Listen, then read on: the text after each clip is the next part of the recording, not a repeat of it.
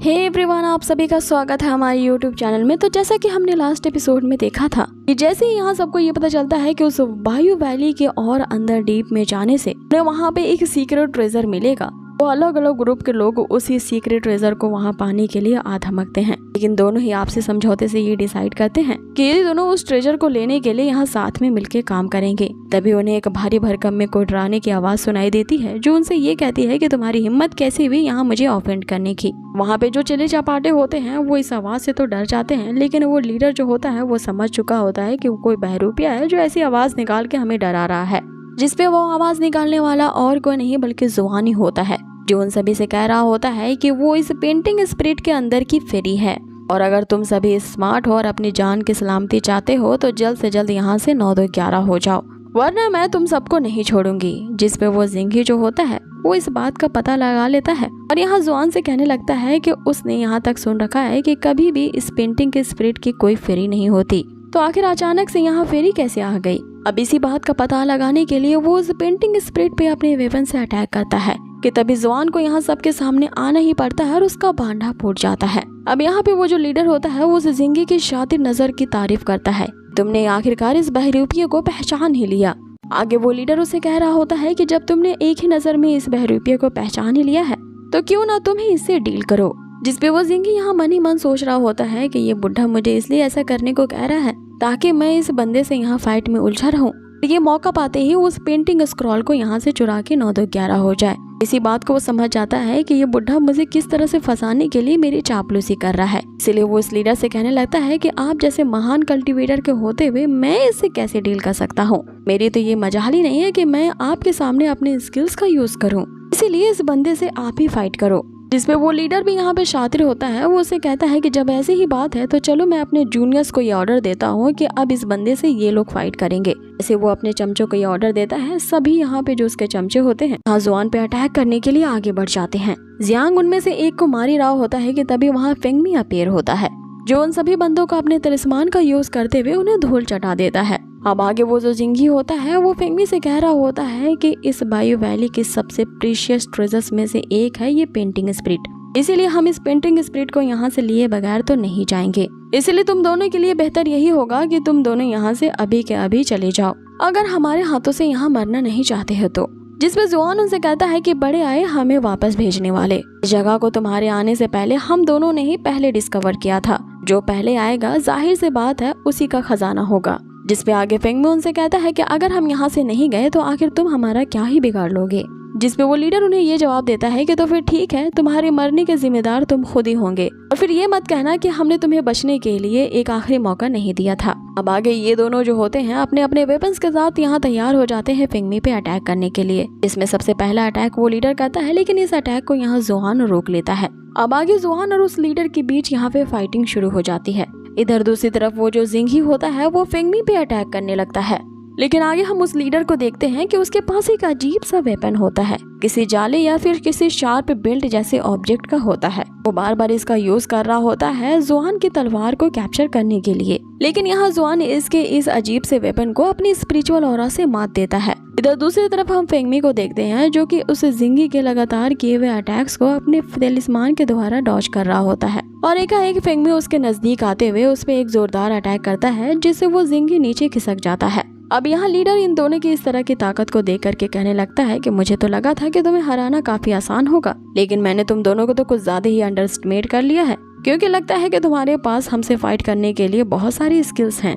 जिसपे वो जिंगी यहाँ लीडर से कहता है कि तुम चिंता मत करो, इससे डील करने के लिए मेरे पास कुछ और ही टेक्निक्स हैं, लेकिन इससे पहले कि मैं इन टेक्निक्स का इन दोनों पे यूज कर पाऊँ तुम्हें मेरे लिए थोड़ा टाइम गेन करना पड़ेगा और इन दोनों का थोड़ी देर तक ध्यान भटकाना होगा। अब आगे हम देखते हैं कि वो लीडर इनका ध्यान भटकाने लगता है कि तभी वो जिंगी जो होता है यहाँ पे जुआन और फेंगमी को एक ग्रीन फॉर्मेशन के अंदर ले लेता है। ये देखते ही जुआन उसे कहता है कि मैं तुम्हारी इस फॉर्मेशन को तुरंत ही ब्रेक कर दूंगा और अपनी तलवार निकालता है और उस फॉर्मेशन पे अटैक करने के लिए जैसे ही बढ़ता है वो देखता है कि उसके जो स्पिरिचुअल शॉट है वो उसे यूज कर ही नहीं पा रहा है उस फॉर्मेशन को तोड़ने के लिए। जिसपे फेंगमी उसे बताता है कि इस फॉर्मेशन ने हमारे स्पिरिचुअल पावर को सप्रेस कर दिया है, इसीलिए इसके अंदर हम अपने वेपन्स को यूज नहीं कर पा रहे हैं। लेकिन इतने बड़े फॉर्मेशन को मेंटेन कर पाने के लिए कंसंट्रेशन की जरूरत है। इसीलिए वो ज़ेंगी अपना ध्यान नहीं भटकाना चाहता और ये हमें उस फॉर्मेशन में कैद करके हमें मारना चाहता है। अब आगे हम उस ज़ेंगी को देखते हैं जो कि अपने पूरी तरह से कंसंट्रेशन में लीन होता है और अब वो उस फॉर्मेशन का यूज करके एक स्ट्रॉन्ग डिमोनिक एनर्जी का निर्माण करता है और उस एनर्जी का ब्लास्ट होते ही वहाँ पे हम एक डेविल ड्रैगन को अपीयर होता हुआ देखते हैं। इसके बारे में ज़ेंगी उन दोनों को बताता है कि तुम इस ड्रैगन के क्लॉज से नहीं बच पाओगे। अब आगे वो इविल ड्रैगन जैसे ही इन दोनों पे अटैक कर पाता, फेंगमी इसके अटैक को डिफेंस करता है, जिससे जुआन उसे कहने लगता है कि तुम्हारे अंदर की स्पिरिचुअल पावर तो अभी भी बाकी है, तो ये आखिर तुम कैसे कर पा रहे हो। कि तभी वो लीडर जिसने वो ग्रीन फॉर्मेशन बना करके इन्हें एक जगह के ट्रैप करके रखा था ताकि वो लिंगी यहाँ कंसंट्रेट करके अपनी इविल ड्रैगन को समन कर पाए। लीडर यहाँ उन दोनों से कहने लगता है कि यहाँ पे उस ड्रैगन की हेल्प करने के लिए एक मैजिक वाटर का कैंडल है, जिसका यूज करके हम उस पेंटिंग स्पिरिट को आज हासिल करके ही रहेंगे, क्योंकि वो पेंटिंग स्पिरिट हमेशा से ही मेरी ही थी। अब आगे यहाँ फेंगमी अपने वेपन का यूज करके एक जोरदार अटैक उस फॉर्मेशन पे करता है, जिससे उस लीडर का ध्यान यहाँ पे भटकता है और वो फॉर्मेशन टूट जाती है। लेकिन अभी भी वो ड्रैगन जिंदा होता है, जिसका सामना अभी फेंगमी को करना है। अब आगे जो फेंगमी होता है वो उस ड्रैगन के लिए कह रहा होता है कि तुम एकमात्र कीड़े को अपीयर करवा के कह रहे हो कि ये एक ड्रैगन है। ये अब तक के सबसे बड़ा जोक मैंने अपनी जिंदगी में सुना है। अब वो ड्रैगन जैसे ही सुनता है कि फेंगमी ने उसे मात्र एक कीड़ा कहा है, वो यहाँ फेंगमी पे अटैक करने लगता है और उस ड्रैगन के अटैक को यहाँ फेंगमी अपने वेपन से डॉज करता है। अब आगे उस ड्रैगन के यहाँ फेंगमी के साथ फाइट शुरू हो जाती है। तभी दूसरी तरफ देखते हैं कि वो एल्डर जो होता है यहाँ जुआन पे हमले करने लगता है। इधर फेंगमी अपने मैजिक टूल का यूज करते हुए वो उस ड्रैगन के ही पूरे मुंह को बांध देता है और मात्र अपने उसी वेपन के एक ही मूव का वो इस्तेमाल करता है और वो जो पूरा ड्रैगन होता है वहीं के वहीं डिस्ट्रॉय हो जाता है। आगे फेंगमी उस ज़ेंगी से कह रहा होता है कि अब और कीड़े जैसे ड्रैगन्स तो नहीं अपीयर करवाओगे। अब देखते हैं कि मुझे हराने के लिए तुम्हारे पास और कौन सी ट्रिक्स हैं। जिस पे वो ज़ेंगी यहाँ जोर जोर से हंसने लगता है और उससे कहता है कि चलो फिर ठीक है, आज मैं तुम्हें डिमोनिक एनर्जी क्या होती है इसका टेस्ट करवा ही देता हूँ। अब वो ज़ेंगी जो होता है वहाँ आसपास के जितने भी डिमोनिक एनर्जी होते हैं वो अपने अंदर एब्जॉर्ब करने लगता है, जिसपे फेंगमी उससे कहता है कि मात्र अपने इस लेवल के कल्टीवेशन में आ करके तुम ये सोच रहे हो कि तुम मेरे बॉडी की डिमोनिक एनर्जी को कंट्रोल कर पाओगे, तो ऐसा कतई नहीं होगा। अब आगे फेंगमी इतना कहते हुए उस ज़ेंगी पे एक जोरदार अटैक करता है और इस अटैक को वो ज़ेंगी पूरी तरह से सप्रेस नहीं कर पाता और सोचने लगता है कि आखिर ये बंदा कौन है जो कि अपने कल्टीवेशन के इतने पावरफुल लेवल पे है।